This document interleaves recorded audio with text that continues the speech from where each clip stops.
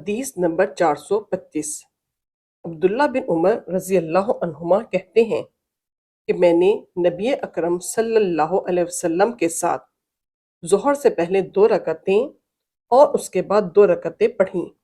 امام ترمذی کہتے ہیں اس باب میں علی رضی اللہ عنہ اور عائشہ رضی اللہ عنہا سے بھی احادیث آئی ہیں۔ ابن عمر کی حدیث حسن صحیح ہے۔ حدیث نمبر 432۔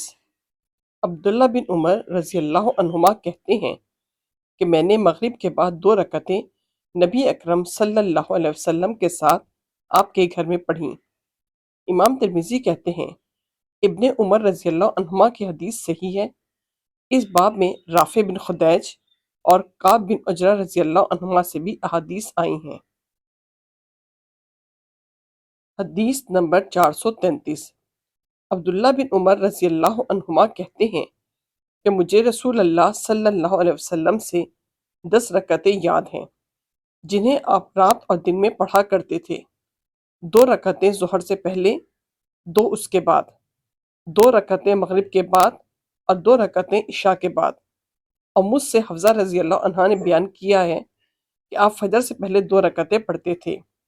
امام ترمذی کہتے ہیں یہ حدیث صحیح ہے۔ حدیث نمبر 436۔ عبداللہ بن شقیق سے روایت ہے کہ میں نے ام المومنین عائشہ رضی اللہ عنہا سے رسول اللہ صلی اللہ علیہ وسلم کی نماز کے بارے میں پوچھا تو انہوں نے بتایا کہ آپ ظہر سے پہلے 2 رکعتیں پڑھتے تھے اور اس کے بعد 2 رکعتیں، مغرب کے بعد 2 رکعتیں، عشاء کے بعد 2 رکعتیں اور فجر سے پہلے 2 رکعتیں پڑھتے تھے۔ امام ترمذی کہتے ہیں اس باب میں علی اور ابن عمر رضی اللہ عنہم سے بھی احادیث آئی ہیں۔ عبداللہ بن شقیق کی حدیث جسے عائشہ رضی اللہ عنہا سے روایت کرتے ہیں صحیح ہے۔ حدیث نمبر 437۔ عبداللہ بن عمر رضی اللہ عنہما سے روایت ہے کہ نبی اکرم صلی اللہ علیہ وسلم نے فرمایا رات کی نفلی نماز 2 رکعت ہیں۔ جب تمہیں نماز فجر کا وقت ہو جانے کا ڈر ہو تو 1 رکعت پڑھ کر اسے وتر بنا لو اور اپنی آخری نماز وتر رکھو۔ امام ترمذی کہتے ہیں ابن عمر رضی اللہ عنہما کی حدیث حسن صحیح ہے۔ اس باب میں عمرو بن ابصہ رضی اللہ عنہا سے بھی روایت ہے۔ اسی پر اہل علم کا عمل ہے کہ رات کی نماز 2 رکعت ہیں۔ سفیان ثوری، ابن مبارک، شافعی، احمد اور اسحاق بن راہیہ کا بھی یہی قول ہے۔ حدیث نمبر 438۔ ابو ہریرہ رضی اللہ عنہ سے روایت ہے کہ رسول اللہ صلی اللہ علیہ وسلم نے فرمایا رمضان کے بعد سب سے افضل روزے اللہ کے مہینے محرم کے روزے ہیں اور فرض نماز کے بعد سب سے افضل نماز رات کی نماز تہجد ہے۔ حدیث نمبر 439۔ ابو سلامہ رضی اللہ عنہ کہتے ہیں کہ انہوں نے ام المومنین عائشہ رضی اللہ عنہا سے پوچھا رمضان میں رسول اللہ صلی اللہ علیہ وسلم کی نماز تہجد کیسی ہوتی تھی؟ کہا رسول اللہ صلی اللہ علیہ وسلم تہجد رمضان میں اور غیر رمضان میں 11 رکعت سے زیادہ نہیں پڑھتے تھے۔ آپ 2 کر کے 4 رکعتیں اس حسن و خوبی سے ادا فرماتے کہ ان کے حسن اور طوالت کو نہ پوچھو، پھر 4 رکعتیں 2 کر کے پڑھتے، ان کے حسن اور طوالت کو بھی نہ پوچھو، پھر 3 رکعتیں پڑھتے۔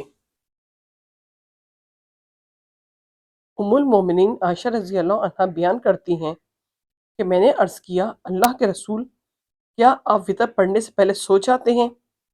فرمایا عائشہ میری آنکھیں سوتی ہیں، دل نہیں سوتا۔ امام ترمذی کہتے ہیں یہ حدیث صحیح ہے۔ حدیث نمبر 445۔ ام المومنین حضرت عائشہ رضی اللہ عنہا سے روایت ہے کہ نبی اکرم صلی اللہ علیہ وسلم جب رات میں تہجد نہیں پڑھ پاتے تھے اور نیند اس میں رکاوٹ بن جاتی یا آپ پر نیند کا غلبہ ہو جاتا تو دن میں اس کے بدلے میں 12 رکعتیں پڑھتے۔ امام ترمذی کہتے ہیں یہ حدیث صحیح ہے۔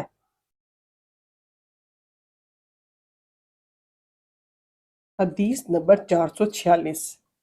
ابو ہریرہ رضی اللہ عنہ کہتے ہیں کہ نبی اکرم صلی اللہ علیہ وسلم نے فرمایا، اللہ تعالیٰ ہر رات کو جب رات کا پہلا تہائی حصہ گزر جاتا ہے، آسمان سے دنیا پر اترتا ہے اور کہتا ہے، میں بادشاہ ہوں، کون ہے جو مجھے پکارے تاکہ میں اس کی پکار سنوں؟ کون ہے جو مجھ سے مانگے تاکہ میں اسے دوں؟ کون ہے جو مجھ سے مغفرت طلب کرے تاکہ میں اسے معاف کر دوں؟ وہ برابر اسی طرح فرماتا رہتا ہے یہاں تک کہ فجر روشن ہو جاتی ہے۔ امام ترمذی کہتے ہیں اس باب میں علی بن ابی طالب، ابو سعید رفاع جہنی، جبیر بن مطعم، ابن مسعود، ابن درداء اور عثمان بن ابی عاص رضی اللہ عنہم سے بھی احادیث آئی ہیں۔